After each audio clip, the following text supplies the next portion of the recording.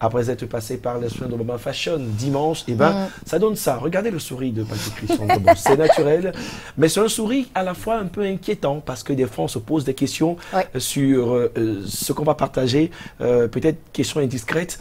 Comment se fait le choix du sujet de regard sur l'actu? Juste pour une maman qui m'a rencontré il y a 3 semaines, qui m'a demandé, ce monsieur fait comment? Pourquoi? Parce qu'il arrive souvent que vous traitiez des informations et les choses se produisent après, comme un prophète. Juste une parenthèse en 30 secondes, ça se fait comment le choix? Non, simplement en regardant l'actualité. C'est pour ça d'ailleurs que cette tranche est intitulée « Regard sur l'actu ». On la regarde de près, de loin. Et puis avec un certain nombre d'éléments, on peut se projeter sur des faits éventuels sans être un devin, bien évidemment. Ce n'est que l'actualité que l'on regarde. Et on la restitue. Professionnalisme à outrance. Alors, comment rassurer face à la peur sur nos axes routiers? C'est le thème de ce matin. Et les mouvements, les vacances et autres, tout le monde est désormais un peu inquiet. Mais comment rassurer face à la peur? C'est le thème qu'on choisit, un thème qui colle aussi aux faits.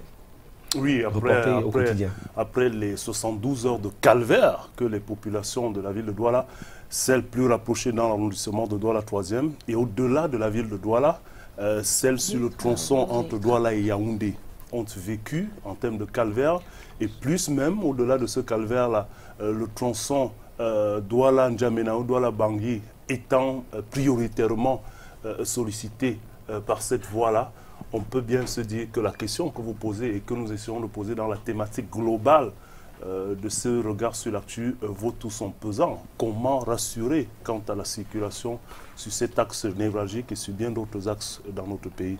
La circulation entre Douala et Yaoundé est maintenant rétablie, mais quand même beaucoup de tristes souvenirs.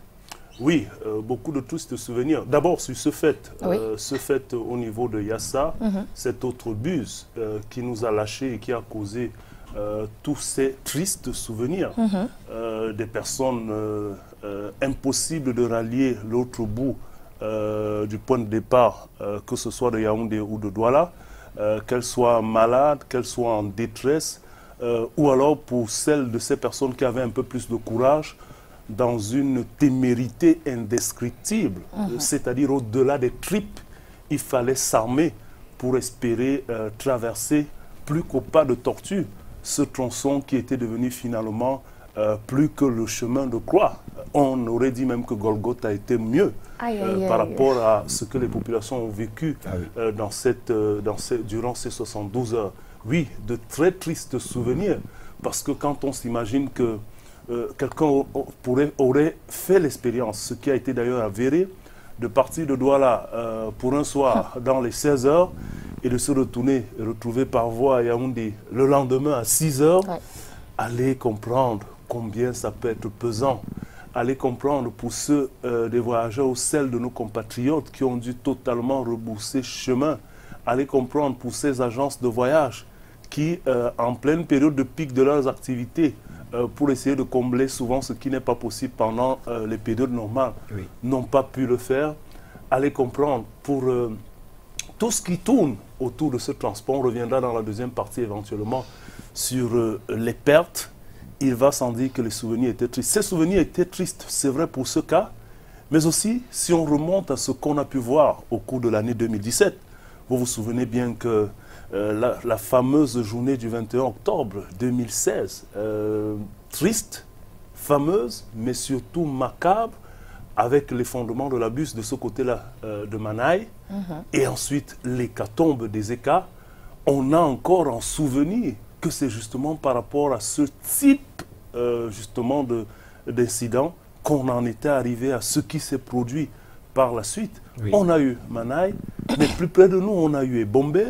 Vous vous rappelez bien qu'il a fallu aussi suspendre la circulation. Et si on quitte de ce tronçon pour dire qu'on peut de manière globale avoir cette peur dans les entrailles à laquelle vous faisiez allusion lorsque nous prenons nos axes routiers, il y a bien cet autre effondrement du côté de l'axe Yaoundé-Bafoussam, Bafoussam-Bamenjou, qui nous avait aussi servi sa part d'effondrement, tout au moins sur le pan de la chaussée, qui était solidement touché, empêchant donc la jonction entre les deux points. On ne va pas laisser ces axes routiers vous vous souvenez bien de l'état délabreux de ce tronçon menant à Bamenda. Vous voyez bien que les parties septentrionales, elles aussi, ne sont pas en reste, nonobstant les travaux entrepris pour essayer de remettre à flot justement le tronçon Marois-Garoua. Il n'y a que Ngaoundéré Garoua actuellement est un véritable calvaire, avec des situations qui peuvent aussi se produire comme celles que nous avons vécues du côté de Yassa. Donc, cette situation qui est arrivée durant 72 heures a de près fait vivre des douleurs et des souvenirs tristes, mais a remonté à la surface justement le calvaire des précédents.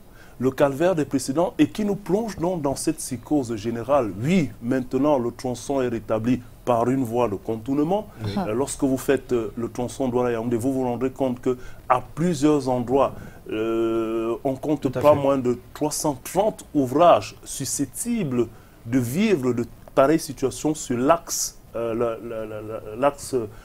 nationale numéro 3. Et donc, il y a sur pratiquement tout cet axe des réflexions et cela nous amène justement à avoir des inquiétudes, somme toute naturelles, sans balayer d'un revers de la main les efforts qui sont faits actuellement pour essayer de restituer ou alors de consolider ces édifices. Il est clair que c'est la peur dans le ventre que l'on se déplace actuellement lorsqu'on prend un de ces tronçons. Voilà. Et cela nous ramène des souvenirs assez douloureux. Alors cette fameuse formule, là où la route passe, le développement suit, on est bien avancé, mais pour quelle qualité de route? Et la question qui nous taraude l'esprit, Patrick Christian Dobos, c'est s'interroger sur la viabilité de nos routes à la suite de cette interpellation ce matin. Oui, il va de soi, lorsque nous regardons ce qui se produit dans une distance très rapprochée, il va de soi qu'on peut s'interroger sur la viabilité de nos axes. La fiabilité, parce que, et justement, la question va se poser en ces termes-là. La viabilité, la fiabilité. Est-ce parce que ces édifices, dans leur conception, étaient si mal conçus dans la structuration? Cela reste une question. Est-ce simplement parce que le poids de l'âge de ces édifices est tellement dépassé qu'on ne peut plus leur faire confiance? Fiabilité. Est-ce parce que malheureusement, nous n'avons pas su de manière récurrente, fréquente, entretenir ces ouvrages? C'est une autre question. Est-ce parce que ceux affectés à cette tâche ou ceux affectés à la conception de ces édifices n'avaient pas qualité ou n'avaient pas suffisamment l'expertise requise dans la conception et le suivi? C'est une autre question. Mais dans le fond, on peut s'interroger parce qu'il est clair que tout édifice de cette nature s'altère avec le temps. Et donc, lorsqu'on voit l'âge de ce tronçon pratiquement à la nationale numéro 3, en tout cas pour Douala-Yaoundé, on est dans les 33 ans. Et ce qui fait dire qu'un édifice comme celui-là, et normalement, devrait être entretenu, suivi. Et lorsqu'on regarde aussi le volume du trafic qui est celui emprunté par les usagers actuellement, on peut être d'accord que même si l'édifice, après 33 ans, aurait pu être entretenu, il est encore évident que le volume du trafic, la sollicitation dont il fait l'objet, ce tronçon-là, est largement supérieur à ce qu'il était au moment de sa conception, avec des engins de plus en plus lourds, et allez donc comprendre que le corridor Douala-Bangui ou Douala-N'Djamena, lui aussi se sert de cet édifice-là.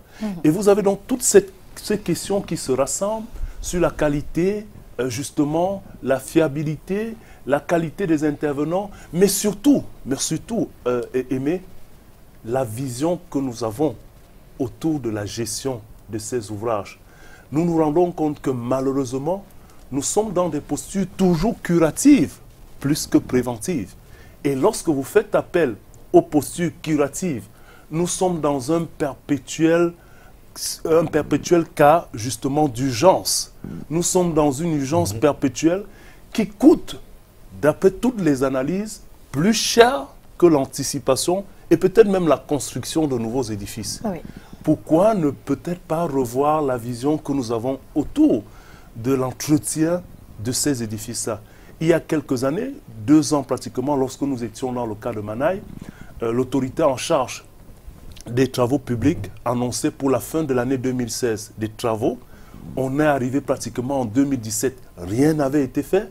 C'est vrai que depuis l'exercice 2018, on est en plein dans un certain nombre de travaux. Oui. Mais sur les 330, on a un certain nombre déjà rétablis, mais Dieu seul sait qu'il y a des édifices qui demandent urgemment à être touchés. Et lorsque vous avez dépassé le constat des aspects techniques, vous allez donc voir les pertes que cela induit pour l'économie.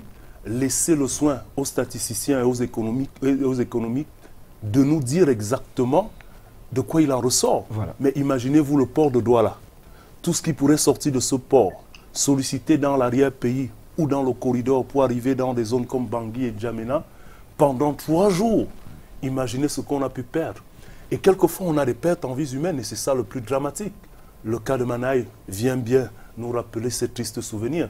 Donc, on perd beaucoup plus de temps dans une absence d'anticipation à se retrouver en cas d'urgence avec des pertes, des dépenses. Et aujourd'hui, plus que jamais, on a besoin d'être rassuré lorsqu'on prend la route. Voilà. En tout cas, merci beaucoup Patrick Christian Dobon. Mercredi, il nous revient avec un autre sujet ou alors un autre regard sur l'actualité. L'occasion de lui souhaiter une excellente journée, très bon début de semaine. Ben, écoutez, je vous souhaite pareil. Bon début de semaine et bon début de mois dans votre tâche. À nos téléspectateurs, c'est un plaisir. Dans la douleur, même dans la peur, on avance pour le bien de notre pays. Voilà. Alors, c'est vrai que vous connaissez l'exercice pour ceux qui sont à la maison sur la page Canal Matin, même au boulot. Allez donc sur Facebook, Canal Matin. Oui. Vous verrez le choix Val Chamar, Je jure, je t'aime. Ou alors la femme de Dynastie le Tigre. Oui. Ça vous permettra tout à l'heure de choisir, mais davantage nous dire ce que vous révèle le souvenir de la chanson baptisée Ma chanson du cœur sur Canal Matin. Vous avez déjà pensé à une chanson personnelle? Vous avez fait le choix? À une chanson personnelle. Ah, faire le choix. Bah, le choix reste difficile jusqu'à présent. Peut-être quand je referai le tour sur la page, en fonction des commentaires des uns et des autres, je pourrais moi aussi me faire une idée de la chanson que je préfère. Alors, on va y aller dans son transition. Et puis, ça m'a rappelé que beaucoup ne connaissent pas les routes nationales. Il y a pas moins de 18. On dit nationale numéro 3. Par exemple, la nationale numéro 1, c'est de Yaoundé à Maroua, vers la frontière du Tchad. La nationale numéro 2, Yaoundé jusqu'à Ebolovan, en passant par... Bref, on aura le temps de revenir sur ces informations qui échappent à beaucoup de personnes. Et c'est aussi de bon à savoir sur Canal Matin.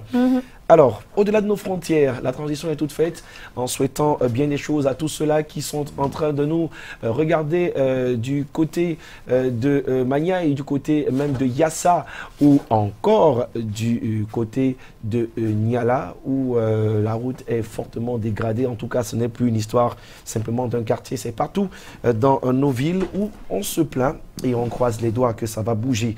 Au Congo aussi, on se plaint, puisqu'on a traversé le Cameroun pour l'information de nos frontières. On parle de 13 morts tout de même. On commence par une information triste au Congo. Oui, c'est 13 morts dans un commissariat et c'est une bavure policière selon l'OCDH. Donc à Brazzaville, la version du gouvernement rejoint finalement peu à peu celle de l'OCDH, l'Observatoire congolais des droits de l'homme.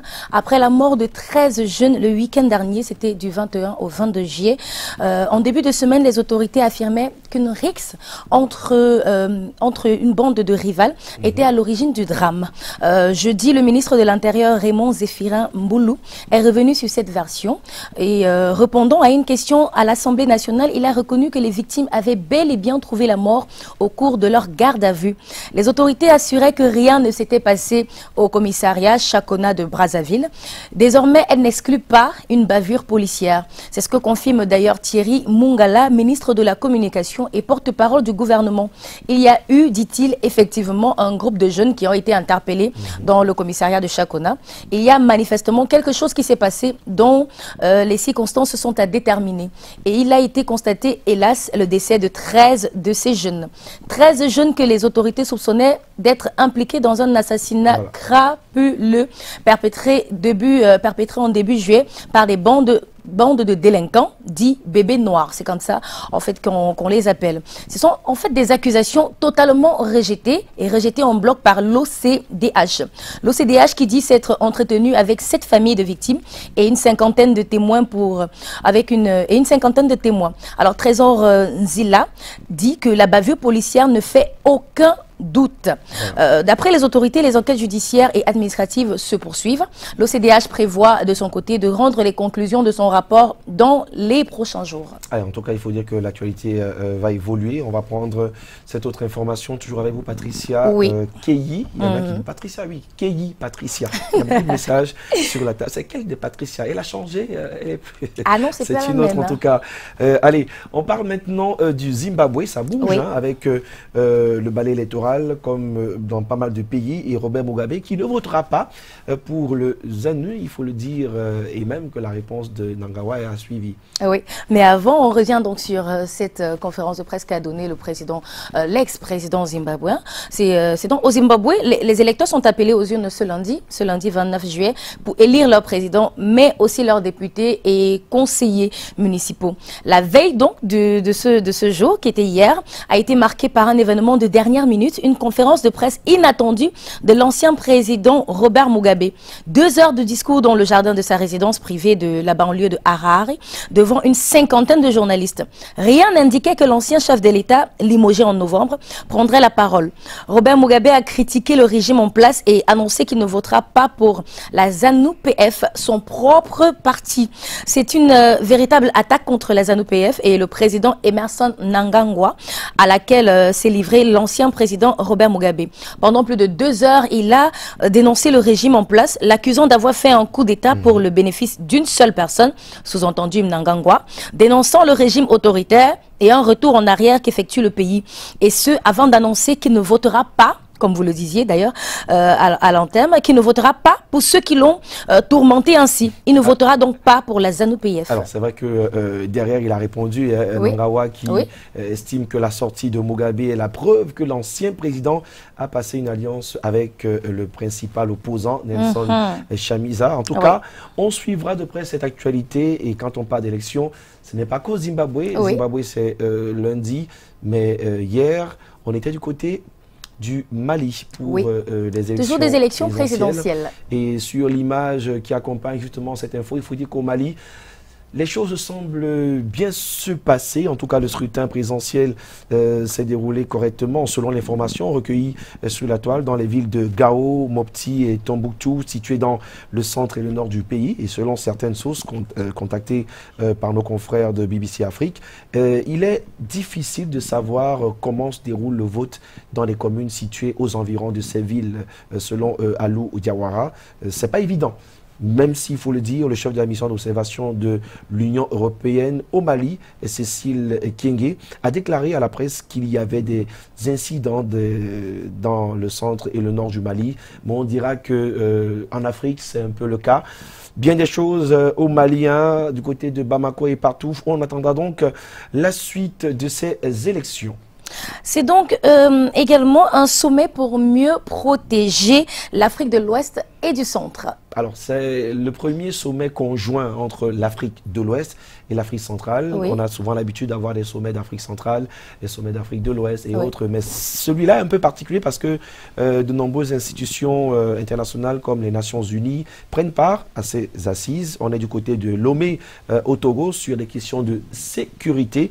Et pour le représentant spécial du secrétaire général de l'ONU pour l'Afrique centrale, cette rencontre inédite va permettre de mettre en place un dispositif pour mieux protéger les 2 sous-régions.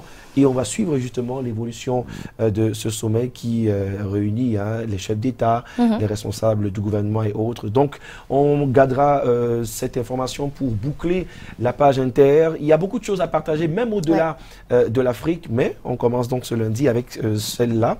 Et pour rester dans l'actualité, avant de prendre une transition, si on parle d'un 30 juillet, forcément, on parle d'une date... Oui, une date, un événement. Et pour le 30 juillet, c'est la célébration, en fait, c'est la journée mondiale de l'amitié. La journée mondiale de l'amitié. Oui.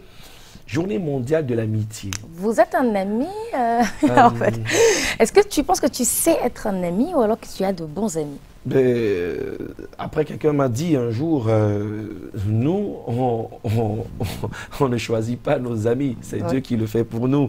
Mais en vérité, c'est bien quand même de parler de cette journée mondiale de l'amitié. Oui. Et ça me fait penser à tous nos amis qui sont en train de nous faire de très beaux messages sur la page de Canal Matin. Mais l'avantage, permettez-moi de vous rappeler qu'elle est proclamée en 2011, la journée internationale ou la journée mondiale de l'amitié, pour promouvoir l'amitié, les peuples, les pays. Bon, ça c'est l'ONU qui le dit en 2011. Après, allons voir, est-ce que réellement les peuples sont amis? L'amitié, c'est l'amour. Quand on dit amitié, on dit amour. Quand on dit amour, il n'y a pas de guerre. Et on souhaite simplement que, au moins pour aujourd'hui, qu'on s'embrasse, qu'on se fasse une accolade, qu'on se fasse un bisou, pourquoi pas. Un bisou vrai, surtout. J'ai envie de faire la précision, parce que comme je le demandais déjà au tout début, c'est peut-être... Je ne sais pas encore où je vais le faire. Les bisous d'amitié. En tout cas, je le veux. Hein, je le veux. J'attends juste que tu te décides à le faire finalement. Bon, mais comme je le disais,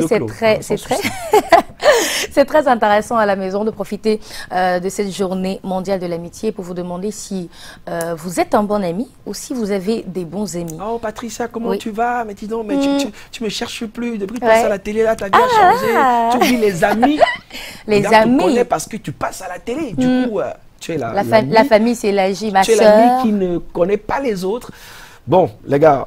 Mais maintenant, malheureusement, pour peu qu'il y ait un break ou une petite interruption, eh ben, le niveau chute. Hein. C'est vrai que déjà sur Facebook, c'est pas grave parce que amitié sur Facebook, ce n'est qu'un concept. Mais de voir que même dans la vraie vie, quand vous avez peut-être un break, je vais prendre mon cas, un break d'antenne, eh ben, le nombre d'amis chute. Les conversations, ça va, je voulais juste savoir si tu t'es bien réveillé. Ça aussi, ça change. C'est pourquoi il faudra profiter de cette journée et se demander qui sont nos amis. Avons-nous vraiment de vrais amis, mais aussi le plus important, savons-nous être un ami? Mes frères du même ventre. Vous connaissez l'histoire Longuet. Je connais très bien la chanson. Allez, on termine avec les dates éphémérides. Nous sommes le 30 juillet 1994. Une information qui malheureusement va rappeler de mauvais souvenirs au Cameroun. Affrontement mortel entre des militants de l'UNDP et des manifestants favorables au RDPC du côté de Marois. Un grave accident s'était produit en marge de la visite d'Amadou Moustapha, homme politique et par ailleurs membre fondateur de l'Union nationale pour la démocratie et le progrès, l'UNDP naturellement, dans la ville de Marois, le chef-lieu de l'actuelle région de l'extrême nord. Et comme on peut lire en anglais sur le site du ministère du Tourisme, après que Bello Bouba Magari, à l'époque leader de l'UNDP, ait déclaré le 23 juillet 1994, bon, je parle de l'époque, mais en tout cas, c'est encore une actualité qui est proche de nous. C'est une rencontre, une visite qui a soulevé certaines populations, notamment les membres de ces deux partis. Un affrontement qui a malheureusement créé du chaos, quelques-uns qui sont tombés un 30 juillet 1994. Bon, ok, on a trop parlé, hein, on laisse un peu d'informations, on va s'amuser, on va faire un tout petit peu le break. Il y aura encore l'info en sport, il y aura aussi la culture de Joe Matrix, et puis pour le sport, vous avez laissé Mirabeau ou quelque part à Garoua? Oui, il est resté. De Kilichi. Certainement, il doit être encore peut-être en train de se régaler ou peut-être se permettre un petit repos parce que c'était de ouf quand même hier du côté du stade privé de Coton Sport de Garoua pour le match du sacre justement de cette équipe-là. Vous avez des choses à nous dire. Bah oui, c'était super. C'était pourtant pas la première fois que je vivais